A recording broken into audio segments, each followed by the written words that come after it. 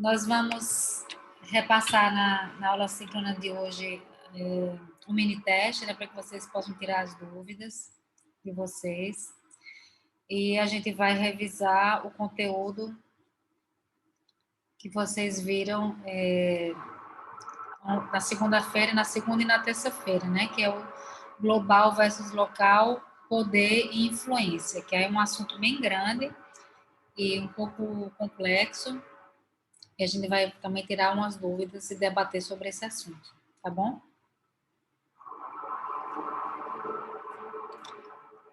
Deixa eu abrir aqui o mini teste, aí eu compartilho minha tela com vocês. Tá com um barulhinho hoje aqui, que estão fazendo uma reforma em algum apartamento, então me desculpem por esse barulho. Home office, é assim mesmo.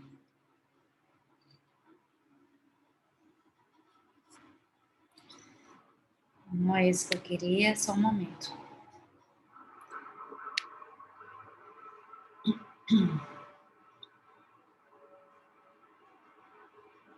Pronto, eu vou compartilhar minha tela com vocês para que a gente possa dar uma olhada no mini teste juntos.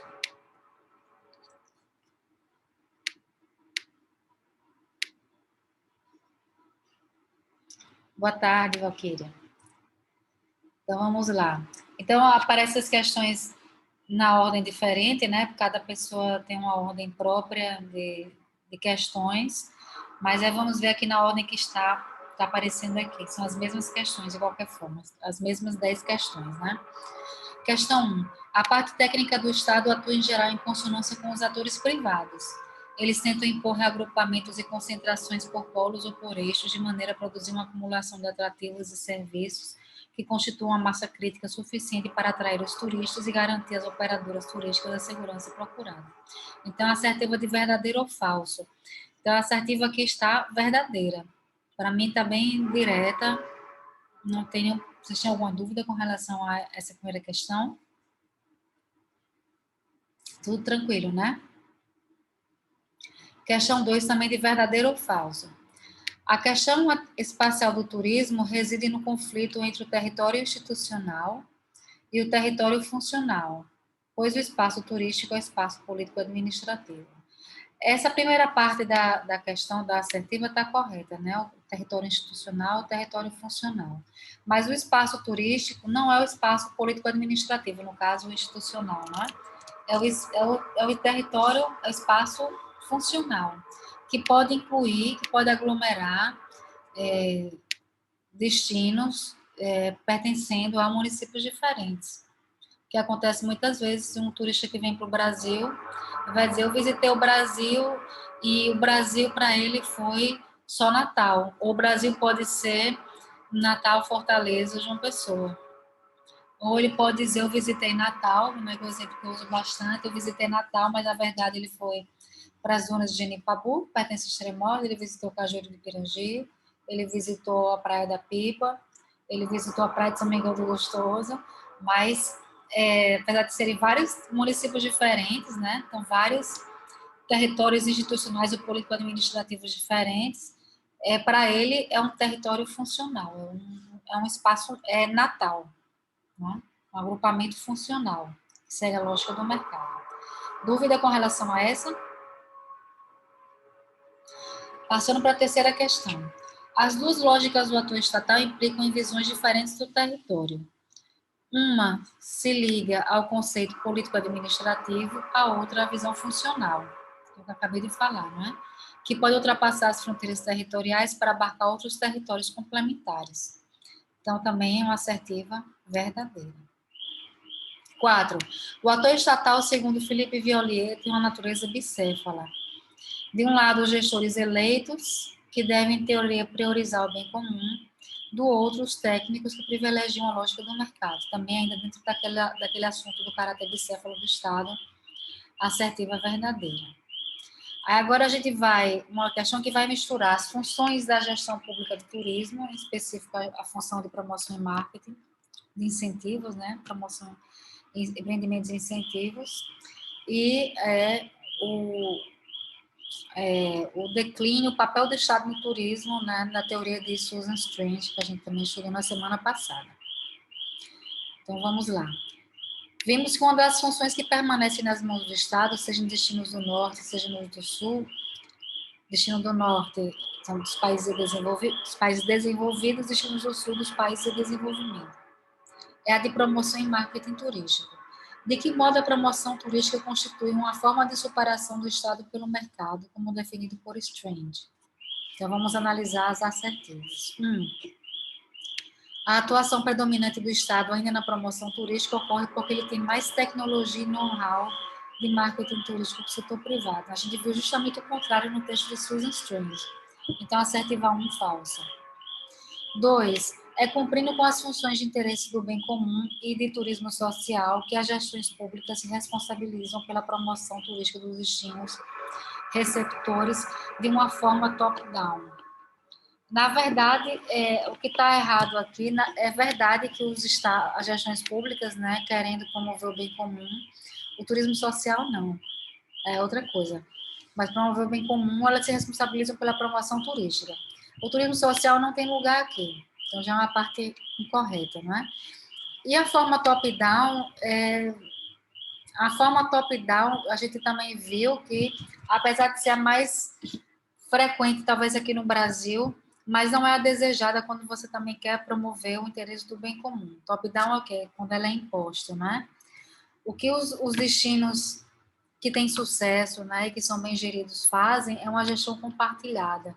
Então, é o que a gente chama de bottom-up, que vem de baixo para cima, né? Decisões que são tomadas pelo coletivo. Coletivo de quê?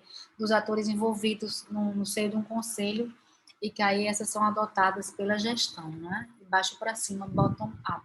Deixa eu escrever aqui. Então, aqui teria que ser bottom-up, certo? E aqui, turismo social, tá erradinho. Não deveria estar aqui. Então, são essas questões, essas partes que estão erradas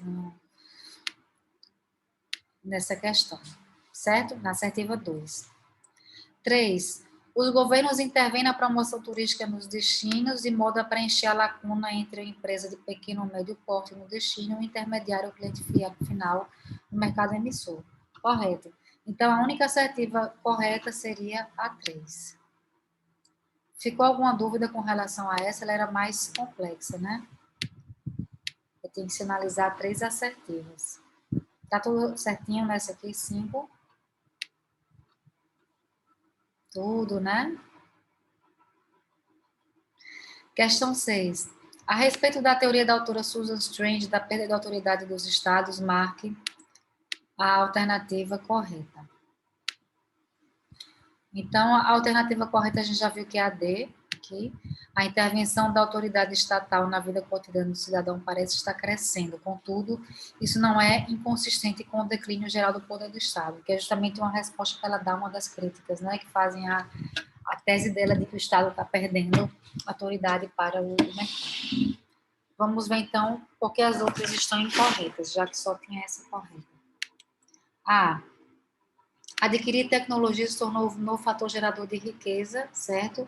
E apenas o Estado tem os meios necessários de obtê-la. Não, ela defende que só apenas o mercado tem os meios necessários de obter tecnologia. Então, é errado. B. A difusão de valores democráticos de imperialismo são as causas principais da mudança de equilíbrio de poder entre o Estado e o mercado. Não foi isso que ela falou também, não é?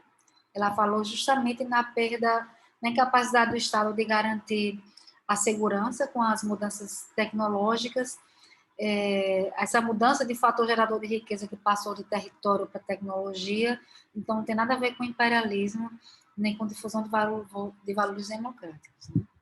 C. Adquirir território é atualmente visto como meio de aumentar a riqueza. Não, totalmente contrário, não é o que ela diz. Que o território não é mais sinônimo, não é mais fator gerador de riqueza. Países como Singapura, Japão, Coreia e Taiwan, que tiveram seus padrões de vida melhorados, são exemplos de estados mínimos onde prevalecem as regras de mercado. Não, são as exceções à regra, né? E que ela disse por quê, ela explica bem direitinho por que é uma exceção, porque foram países que, apesar de serem autoritários, não são estados mínimos, são países que receberam investimentos muito fortes durante a Guerra Fria, dos países desenvolvidos. E que agora isso tende a mudar, porque eles não estão mais recebendo esses investimentos com o fim da Guerra Fria. Mas que mesmo assim são países que a gente sabe que estão investindo, graças a esses investimentos, puderam investir muito forte em tecnologia, né? Em aquisição de tecnologia, em expandir suas empresas, né, ao redor do mundo. Então, ou seja, que apostam no mercado, né? Apesar de serem autoritários, mas eles têm apostado muito no mercado e na produção de tecnologia, através de alianças com empresas e do fortalecimento de suas empresas nesse sentido. Questão 7, também é uma questão de assertivas, né, para dizer qual é que está certa e qual é que está errada. No Brasil, a concorrência interna, interestadual e intermunicipal pelos mercados turísticos dificulta a função de cooperação de gestão pública nacional. É verdade, a gente estudou isso. 2, o papel do Estado no turismo tem mudado paulatinamente para um ambiente de menor intervenção. Os incentivos financeiros, técnicos e administrativos, porém, têm permanecido nos países do Sul, ou seja, nos países em desenvolvimento. Também estudamos isso. Correto. 3, uma das funções de incentivo estatal que não desapareceu é a de marketing turístico, devido à função de defesa do bem comum. É difícil aos pequenos empreendedores e artesãos alcançarem os mercados emissores sem o auxílio estatal. Verdadeiro, também estudamos isso. Então, todas as alternativas estão corretas. A resposta correta é a letra E. 8. No que concerne o papel do Estado na gestão do turismo, marque a assertiva incorreta. Então, estão todas corretas. A única incorreta era essa letra A aqui.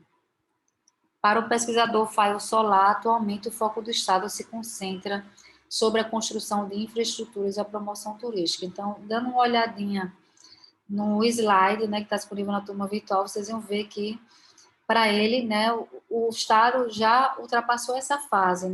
A fase atual de políticas de turismo é de produção de competitividade. Então, a única incorreta seria a letra A. Dúvidas, pessoal, até agora?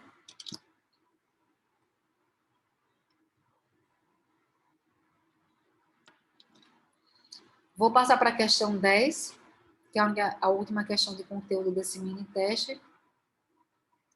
Assinale a alternativa que não diz respeito às tendências para a gestão pública do turismo global. Então, seria a única alternativa incorreta, né? O foco no marketing é uma tendência, o maior incentivo à gestão turística de nível local e regional, ou seja, a descentralização, é uma tendência. Criação de um órgão dedicado à promoção, separado do órgão político, também falamos disso, tendência da gestão pública. Formação de parcerias público-privadas para o desempenho de algumas funções, principalmente de promoção, é uma tendência. A única que não é tendência, né, que infelizmente o Brasil está nessa, está contra a corrente, planejamento e normas sendo determinadas por um Ministério do Turismo. Vejam que isso aqui é um exemplo de centralização que é oposto a essa tendência global de, está aqui na alternativa B, de descentralização. Ok? Então, a resposta correta é a letra D, que é a única que não é uma tendência em nível global, né, como está aqui dizendo no enunciado. E a última questão é a de autoavaliação, né, que é uma questão que eu, de vez em quando, eu coloco nos mini-testes. Todo mundo que respondeu recebeu um ponto, né, por essa questão, mesmo que você tenha dado uma nota baixa, você vai receber um ponto mesmo assim. É só um momento para que vocês reflitam como é que está o aproveitamento, né? É importante que a gente reflita, que às vezes a gente perde pouco tempo nisso, né? A gente tem tanta coisa para fazer e vai passando, e a gente não tem esse momento que é tão importante, que é de reflexão sobre o que a gente está fazendo, como é que a gente está aproveitando, como é que está sendo nosso desempenho, como é que a gente vai poder melhorar, não é? Então, é um momento para vocês pararem para pensar, que eu estou dando no mini teste, não é? Tudo vale aqui, qualquer resposta de vocês estão ganhando ponto, só por pararem para pensar um pouquinho, e que me ajuda também, porque quando vocês colocam comentários, se expressam de forma mais livre, eu também posso fazer algum ajuste na disciplina, ver o que é que não tá dando certo, né? Não foi todo mundo que colocou comentários, né? Sempre que vocês respondem, eu também respondo a vocês. Então, quem escreveu alguma coisa, se vocês forem olhar, eu coloquei uma resposta. E a maioria dos assuntos tratados, para quem escreveu, que se prolongou mais, foi sobre a dificuldade de conciliar o trabalho com o estudo no ensino remoto, né, que apresenta alguns desafios, ou a questão também da pandemia, que é um pouco desanimador. Então, é só mais uma. Queria dizer para vocês, né, que é difícil mesmo, né, para todos nós. Um ponto positivo é que estamos todos no mesmo barco, não é? Não é algo que afeta individualmente uma só. Claro, alguns sempre vão ser mais afetados do que os outros, não estou querendo dizer isso. Mas que está sendo difícil para todo mundo, né? Para todos nós. E o mais importante é a gente não se deixar abater, não se deixar desanimar, a gente fazer o que pode fazer. É ok a gente não estar se sentindo bem, é ok a gente estar achando difícil, é ok eu não ter o mesmo desempenho que o meu colega, porque todo mundo vai vencer isso de uma forma diferente, né? Então, procurem evitar comparações, procurem não se cobrar demasiado, em ser mais produtivo porque você está em casa, mais produtivo porque o trabalho é remoto. São outros desafios, né? As dificuldades sempre vão existir, só que elas vão ser diferentes. E a gente tem que se adaptar, e às vezes a adaptação é mais complicada para uns do que para os outros, do que para outras pessoas. Então não se desanime, tá certo? Eu já acho muito válido o fato de vocês estarem tentando, da gente estar aqui nesse formato remoto, que ninguém nem vê a cara do outro, só vê o textinho no chat, mas que a gente faz o que a gente pode fazer, tá? O que a gente pode fazer tá ótimo. A gente não tá parado, a gente não tá desistindo, a gente não baixou os braços, né? A gente tá continuando a remar. E vamos continuar a remar até o final, tá bom? Todo mundo junto.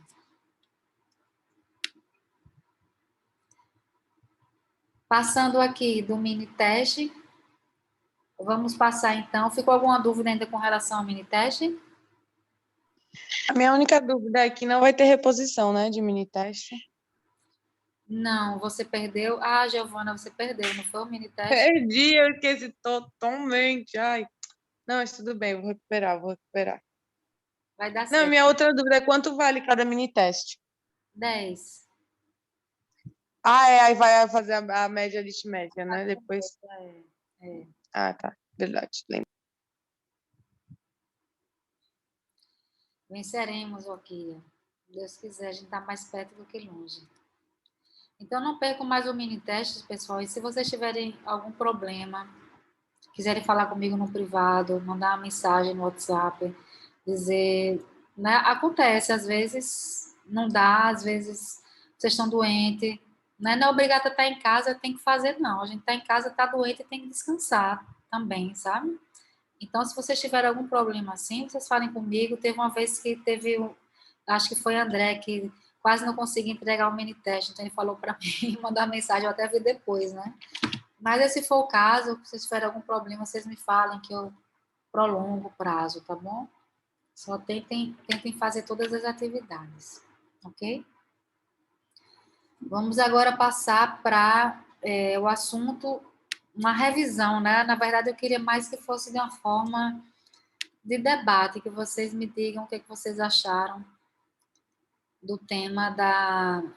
Não sei se vocês tiveram tempo também de assistir as videoaulas sobre poder e influência dos atores internacionais. Vocês conseguiram? Conseguiram assistir as videoaulas ou dar uma olhada nos slides? Não? Viram a lista, né? Eu acho que teve até um comentário, não sei se foi nessa turma, disse assim, não gosto das videoaulas cortadas, né? Curtinhas, prefiro assistir um vídeo longo uma vez só. Aí eu já coloquei nesse formato. Já está tudo cortado, desculpe. Então vamos dar uma repassada aqui no assunto. E aí Depois vocês podem assistir novamente as videoaulas, né, Miriam? Porque pelo menos assim, você vê uma parte, alguns 5 minutos, 5 minutos, 10 minutos, aí para, depois não tem que voltar para abrir de novo aquele artigo e ver aquele arquivo e ver, lembrar, tentar lembrar onde você parou. Foi por isso. Entendi, Valquíria. Vixe, graças a Deus que você deu negativo, viu? Certo. Então não tem problema, né? O momento agora também é para a gente revisar e vamos revisar o assunto. Eu só não vou talvez passar em todos os detalhes, porque senão vai ficar muito extensa a aula, a videoaula também não é produtivo quando fica muito extenso, passa de 1 hora, né? Eu queria meus sentimentos, viu? Tá todo mundo perdendo alguém conhecido, né? Mas espero que todo mundo da sua família esteja bem, pelo menos. Seu pai,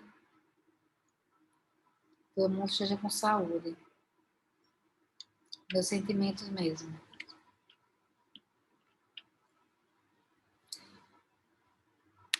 Vou compartilhar com vocês aqui. Vamos falar de coisas boas, né? Para que não tá aparecendo. Graças a Deus. Assim, meu Deus. Onde é que eu botei esse arquivo? Só um momento. Só um momentinho. Vou pegar aqui o assunto da videoaula. Abrir aqui.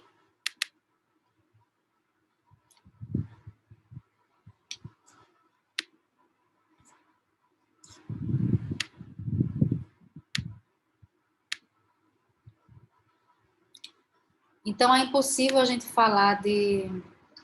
A gente vai entrar num aspecto mais, digamos assim, internacional da gestão pública, né, que a gente já começou, né, falando em tendências globais, falando em declínio do Estado frente ao mercado, que é uma tendência global, falando em sincronização de políticas públicas, né, nas fases das políticas de turismo em todo o mundo, que os países mais ou menos seguem, né, nem sempre ainda falando de tendências.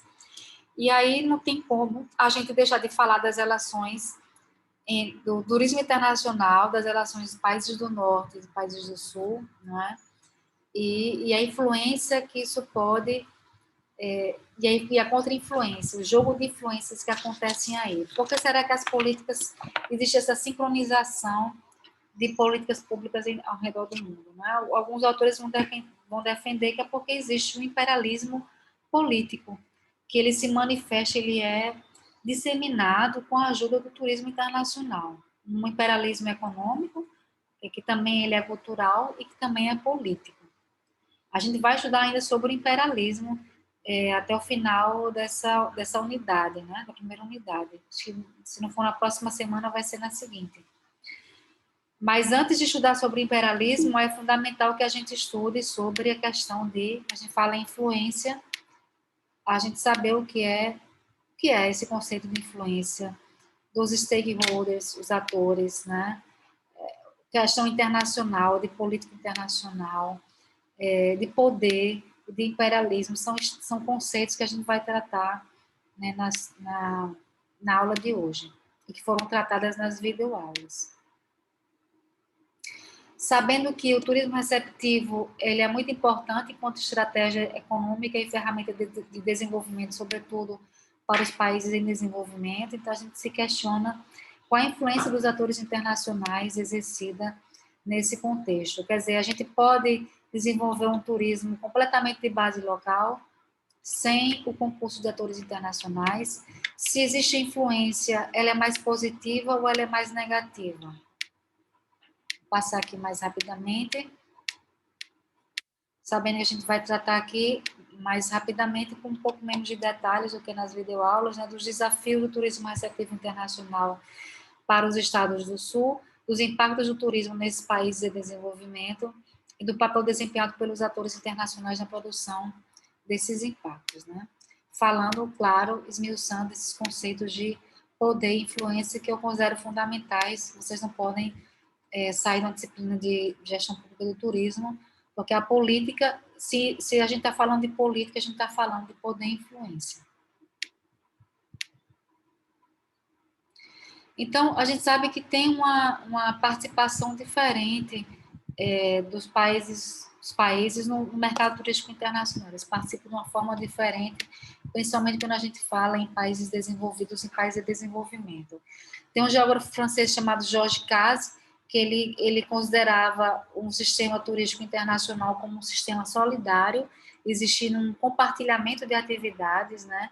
Mas sabendo que os países que emitem os turistas, né, eles emitem também, seja através dos organismos internacionais, como a OMT, a WTTC, seja através das empresas, eles emitem uma influência, eles emitem, expressam os desejos dos seus consumidores, os desejos também de conquistar mercados consumidores também nesses países em desenvolvimento.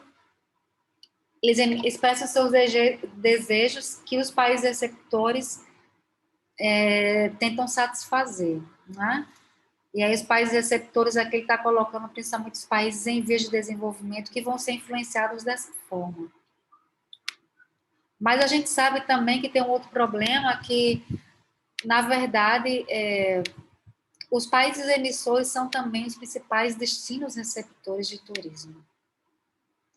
Né? Apesar do mercado turístico ser muito interessante para os países de desenvolvimento, porque ele é mais aberto internacionalmente que outros setores econômicos, porque justamente tem essa possibilidade de receber divisas através das pessoas e das empresas que vão se instalar nesse país de desenvolvimento, a probabilidade de geração de empregos, principalmente para grupos mais vulneráveis, como mulheres e jovens, dos efeitos multiplicadores do turismo, a gente sabe que esses países de desenvolvimento, eles têm uma participação menor no mercado internacional, porque existe uma tendência a você se viajar a mais do quintal da sua casa, e hoje em dia mais ainda, por causa da pandemia.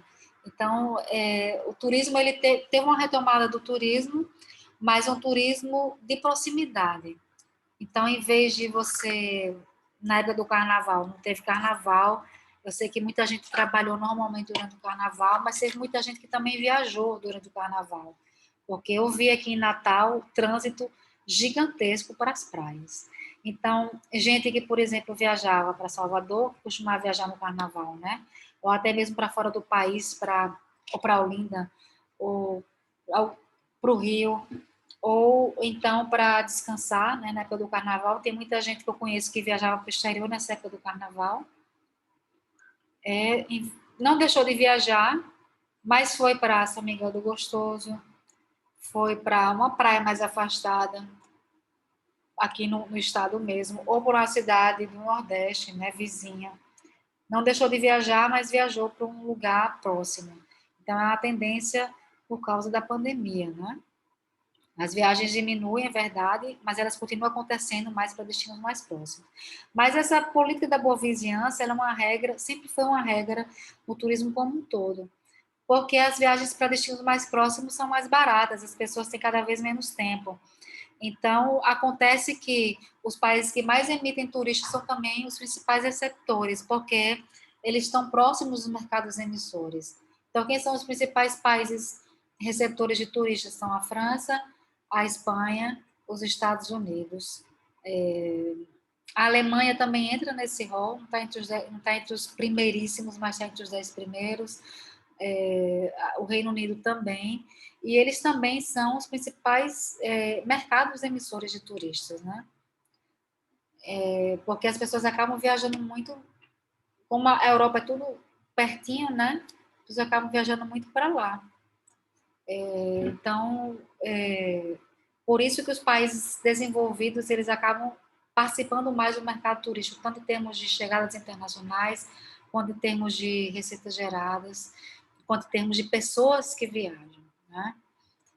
Apesar dessa tendência estar mudando pouco a pouco, né? As economias emergentes têm alcançado as economias avançadas, segundo as estatísticas da OMT. E até 2030, a tendência era ultrapassar as economias avançadas. Mas sabendo que essas estatísticas são um pouco falsas, forjadas, porque entre economias emergentes está classificada a China, que é a segunda potência mundial. Então, a China, mesmo sendo a segunda potência mundial, só perdendo para os Estados Unidos por enquanto, ainda é classificada como economia emergente. Nesse rol de economia emergente, é um balaio de gato danado, né? Tem uma mistura muito grande, é um grupo muito heterogêneo. Então, a gente tem que ter cuidado também com essas estatísticas, né? E também sabendo que as estatísticas do OMT não contam também que não leva em consideração que em muitos países como o Brasil, como a Índia, que o mercado o turismo doméstico chega a ser muito maior do que o turismo internacional e que por isso o turismo também é importante, não é? De promover o desenvolvimento regional. E aí tem nesse apresentação PowerPoint, né, vocês vão ver, fala muito sobre a importância do turismo, tem algum combate, a gente tem uma crítica aqui aos conceitos na literatura, né, que fala que o turismo ou é bom demais, e também um combate aos estigmas, né, que o turismo é o vilão de tudo. Eu vou só ressaltar isso aqui, que também é um consenso na literatura, que é uma comparação muito interessante, que fala sobre a comparação entre o turismo de massa e um turismo alternativo, né? A gente tem a tendência sempre a considerar o turismo de massa como grande vilão, e o turismo alternativo, entre eles o turismo de base comunitária, né, o turismo de pequena escala, que seria muito mais benéfico para as populações, que as gestões públicas deveriam apostar muito mais nesse turismo mais restrito, de pequena escala, de base local, porque ele seria mais benéfico. E aí, nessa tabela aqui, nesse quadro que fazem esses dois geógrafos britânicos, Moffat e Monte, eles levam em consideração critérios como distância viajada, como nível de poluição associado, como duração da visita, gasto médio, o contato com a população local, número de empregos criados.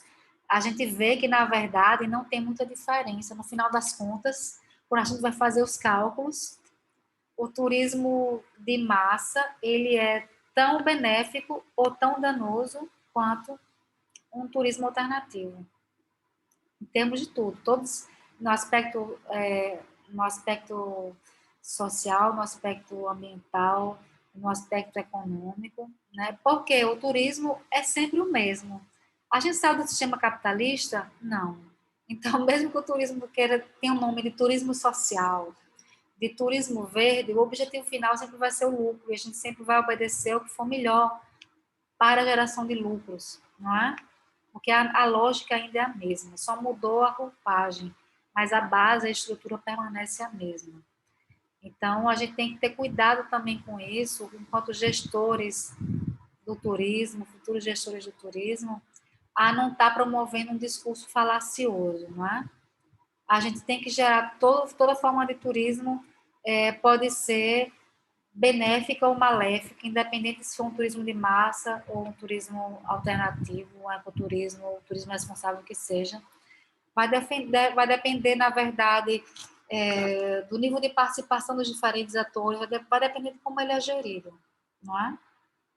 De o que é que está por trás, qual é a ideologia que está por trás dele. É promover o desenvolvimento de uma ampla base da população ou é promover o turismo, crescer o turismo em si? É a lógica que a gente vai estudar, do tourism first ou do development first. O turismo em primeiro lugar, a gente está incentivando o turismo pelo turismo, ou a gente está incentivando o turismo para gerar desenvolvimento, não é?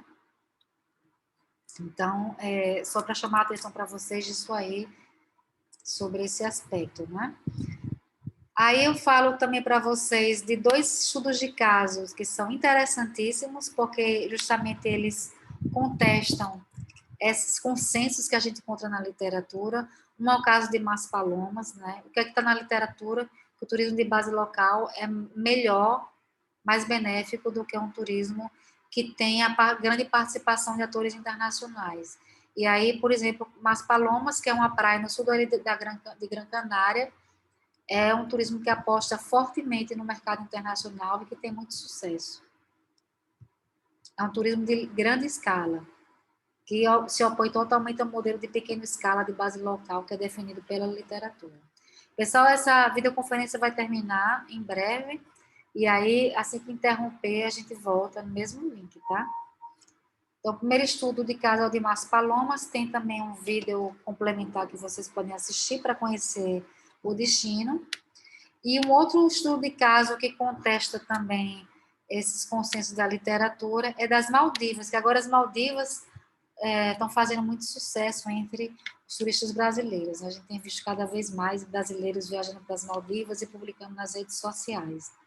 Mas as Maldivas já são um caso de sucesso no turismo há muito tempo.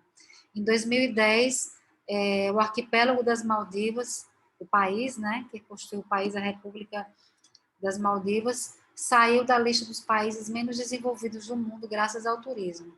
E qual é o turismo que é praticado lá? Turismo de massa, de sol e praia.